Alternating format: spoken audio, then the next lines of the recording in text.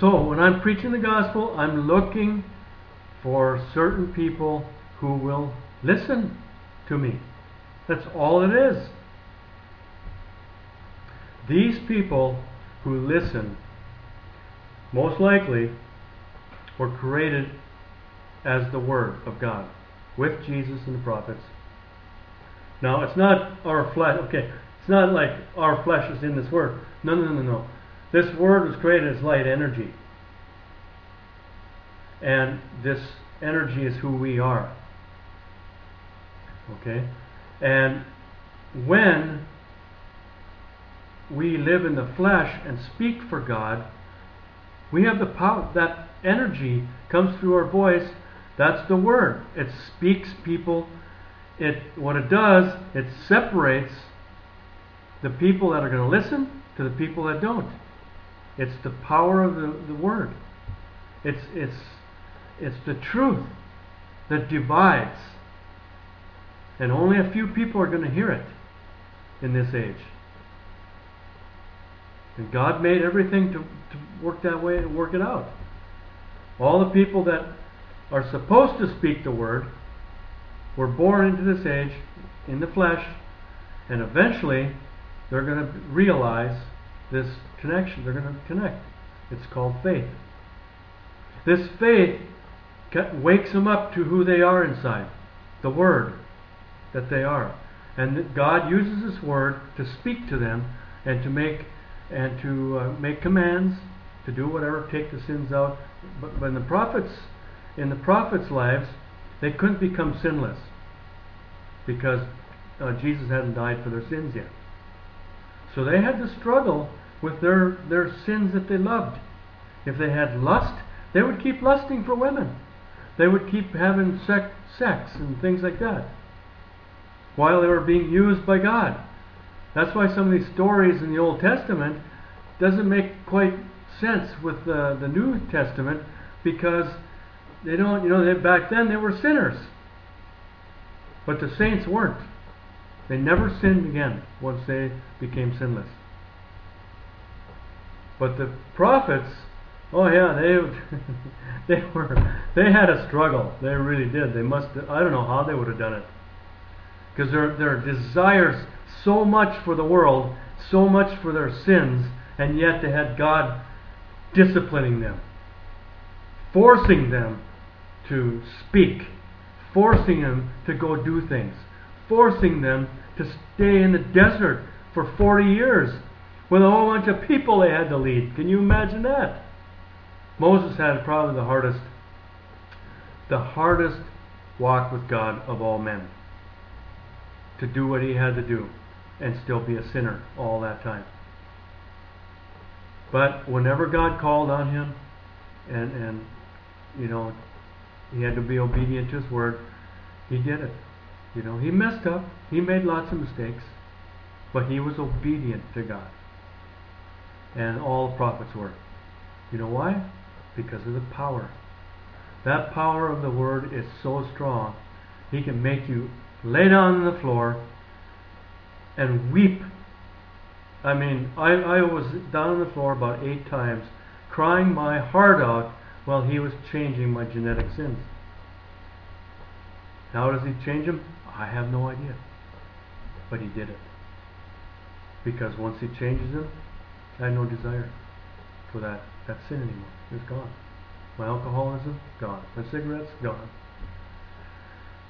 My lust, we took that away, it's gone. Disappeared. I have no desire for sex anymore. And it'll be that way for the rest of eternity. My next formed body I live in won't have any lust in it. Nobody's bodies will have lust in it. So that's what I'm looking for. I'm looking for those people that will listen to me, listen to the spoken word, and respond by keep listening. That's all it is. There's no decisions to make, because if you're a chosen one, you're going to listen. You're going to keep listening until God reveals himself to you. Now, is he going to have time to make you a sinless saint? I don't know. I don't know how many years we have left. If He wants you to be a sinless saint, then He'll keep me around to use to speak commands to you. Just goes much faster. Goes much faster if I'm working with you to help that process. Okay, and if not, you're still in the kingdom. You made it because faith is all that was needed. All the prophets made it just on faith. Okay, faith is just meant for those people who had the Word. They were created in the Word. And those are the people who are going to have faith in the flesh, and they'll respond to God and obey Him. Everybody else will be sinners, and they'll die as sinners. And that's not a bad thing. Okay? Not at all. God created you that way. He created you to be a sinner, to die in the flesh. Can you imagine that? But that's how it had to be. It's just like us building a house. I mean, do you want to be a door, or do you want to be a window and get to see everything? You know, somebody's got to be the nails that are hidden under, you know, in the construction of it. You know, somebody's going to be the burglar alarm. Everybody's had to be something. He didn't need 100 billion people in his new government. He only needed a couple 100,000 or however many it was. I don't know. Could be 500,000. It could be 1 million. I don't know. But he doesn't need that many to run his government. It's not like the U.S. government where you need to have half the population involved. You only need a few, because what are we going to run? All we're going to do is teach people the language. You know? Keep the peaceful. Nobody's going to have sins. Nothing to keep. You know, everybody's going to be peaceful. Everybody's going to have joy. There's not going to be any arguing. No fighting, no nothing. No wars. Absolutely none. So we're just going to be the voice for God. That's all we are on earth. And you don't need that many to do that. Is our existence going to be any better than the rest? I don't think so. I don't think we're going to have any special things to say, hey, look at more of that, we're much better than you. I don't think it's going to be like that at all.